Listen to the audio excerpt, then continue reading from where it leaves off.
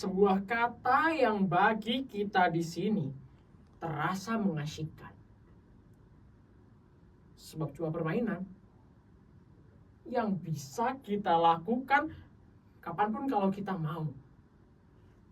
Sambil menikmati makanan dan minuman yang lezat. Tapi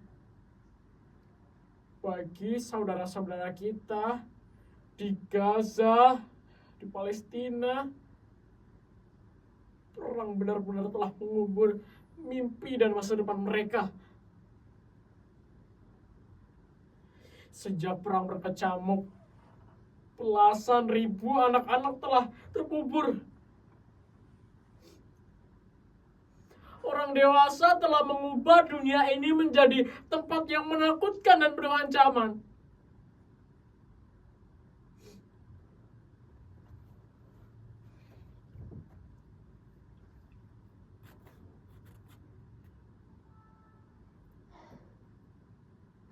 Mengapa Tuhan tak menciptakan bumi yang lain yang hanya dihuni oleh anak-anak, dipenuhi dengan tempat-tempat bermain, rumah-rumah yang tentram, dekat persahabatan dan persaudaraan, serta kebun-kebun yang selalu berbuah?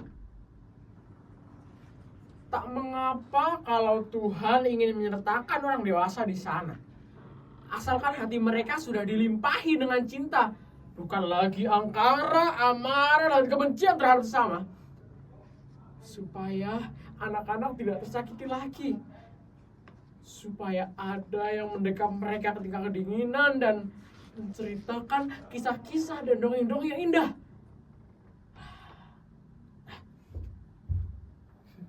Aku mendapatkan perahu itu beberapa mil dari sini.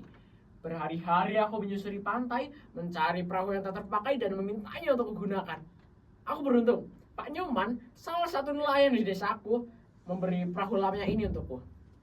Dengan dibantu Pak Nyoman, aku membawa perahu itu hingga sampai ke pantai ini.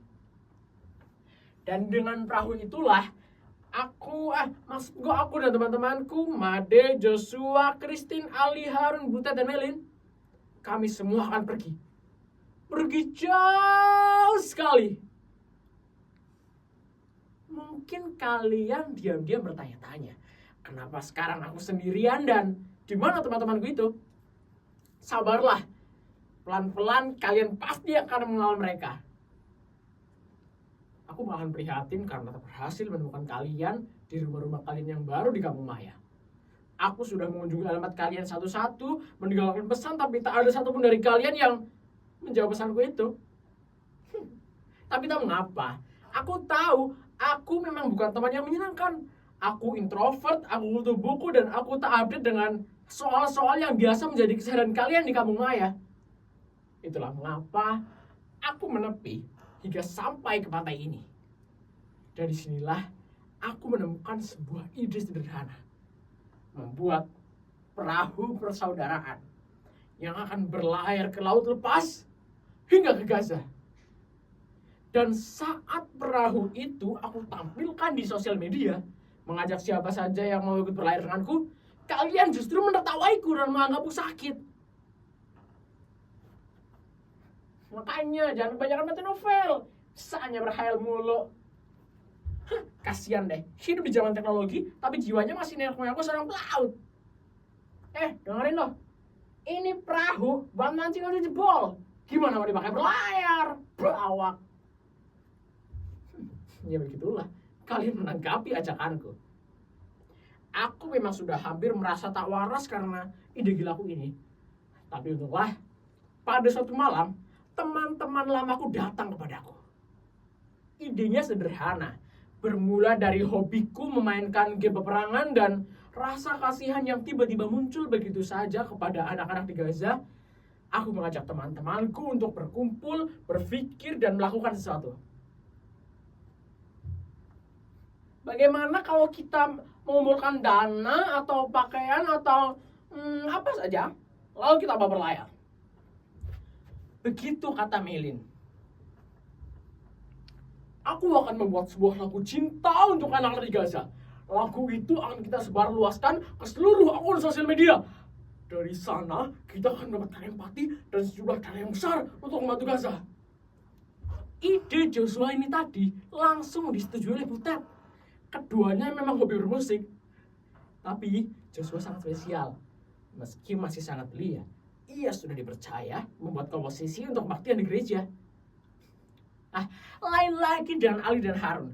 Mereka menyuruh kami untuk hidup sederhana dan tidak berfoya-foya sebagai rasa hormat dan minta maaf kami kepada anak-anak di Gaza yang kelaparan. Sedangkan aku juga mati mencari perahu untuk melayarkan semua harapan itu. Ya, semuanya sudah aku lakukan sebisaku, semampuku demi membuat teman-temanku senang. Juga bangga karena memiliki aku. Lihat, di perahu ini sudah kami kemas seluruhnya. Surat-surat, sajak-sajak, air suci dari pura, kuil dan gereja, dan apa saja. Kami telah mengumpulkannya hari demi hari. Dari siapa saja yang mau melakukan sesuatu sebagai ungkapan rasa cinta.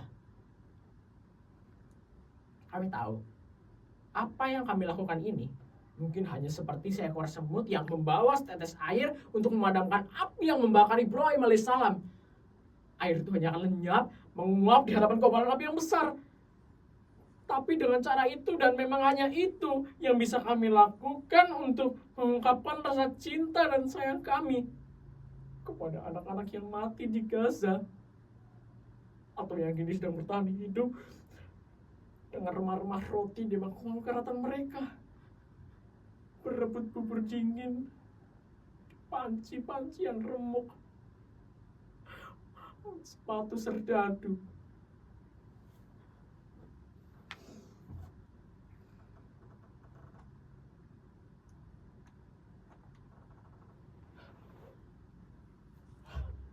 Halo, Wale, kau siap?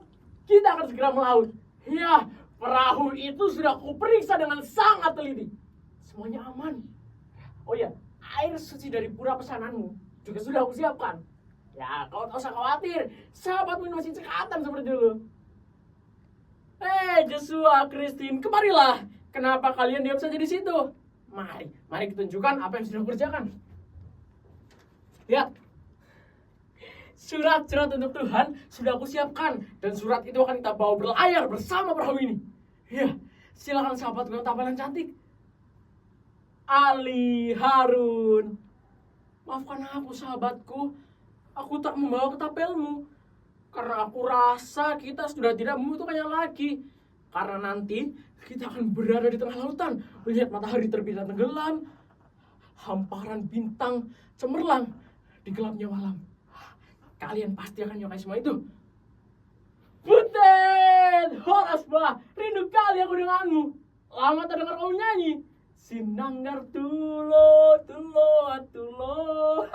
Oh ya, tugasmu dalam perjalanan ini adalah menyanyi.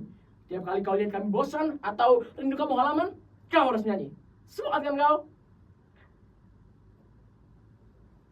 Meli, ada apa? Kau tak jadi ikut dengan kita?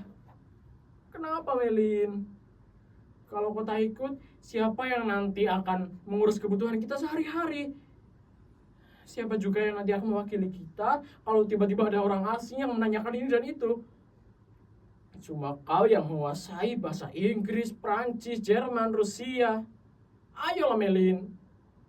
Apa? Kau mau ikut orang tuamu ke Australia?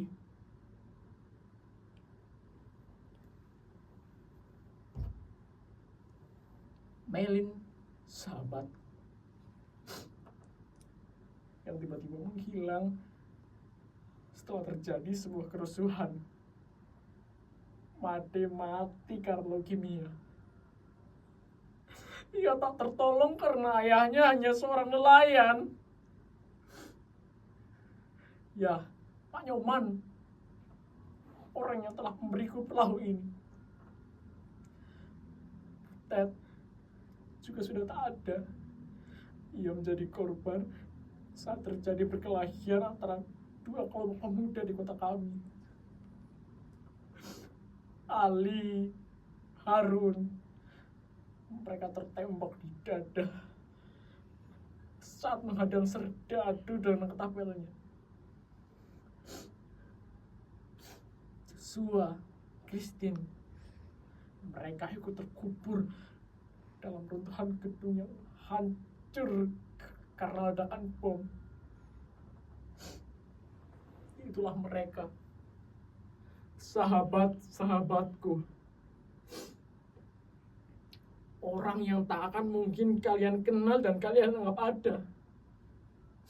Tapi bagiku, mereka akan selalu ada dalam benakku, dalam hatiku. Mereka tersembunyi dalam catatan kelam. Satu orang anak yang mati, itu sudah terlalu banyak, terlalu besar dan terlalu berat untuk ditanggungkan.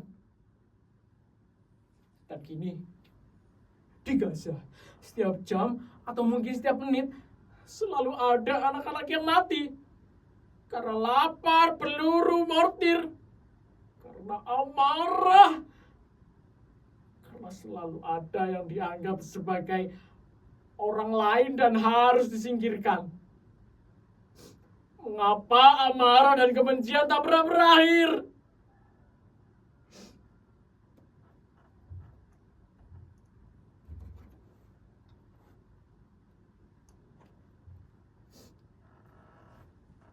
Aku mendapatkan benda-benda ini dari sahabat-sahabatku tadi.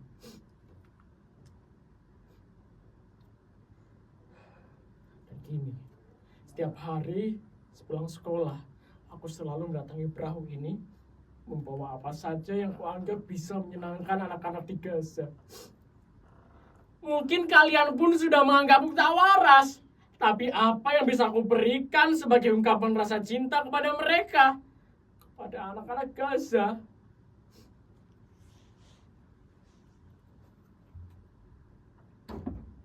Hari ini, aku telah menulis surat terakhirku untuk mereka. Dan setelah ini, perahu itu akan kularungkan ke laut lepas.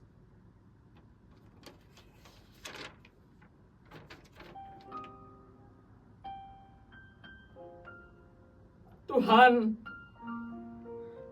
tolong kirimkan kedua tanganku ini ke Gaza, agar aku senantiasa bisa memeluk saudara-saudaraku di sana. Tolong kirimkan kedua kakiku ini ke Gaza, agar aku bisa selalu menopang saudara-saudaraku yang terkapar di kota-kota yang hancur terbakar.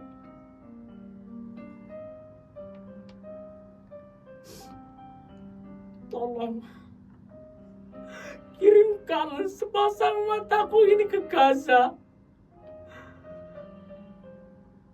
agar aku bisa menggantikan mata anak-anak yang menangis karena ketakutan, karena kehilangan. Tolong kirimkan daku ini ke Gaza, agar bisa menjadi perisai bagi anak-anak yang diburu mortir dan peluru.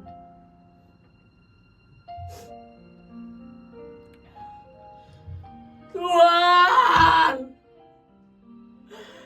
tolong kirimkan tubuhku ini ke Gaza dan ubahlah menjadi roti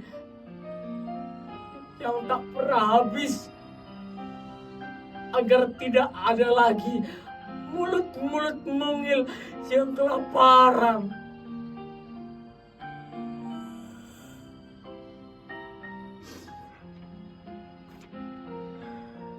Di bumimu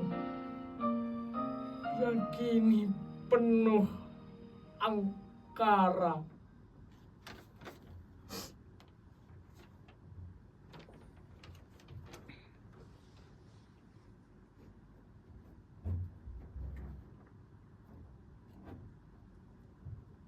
Apa? Kalian menanyakan namaku siapa? Namaku Nusantara.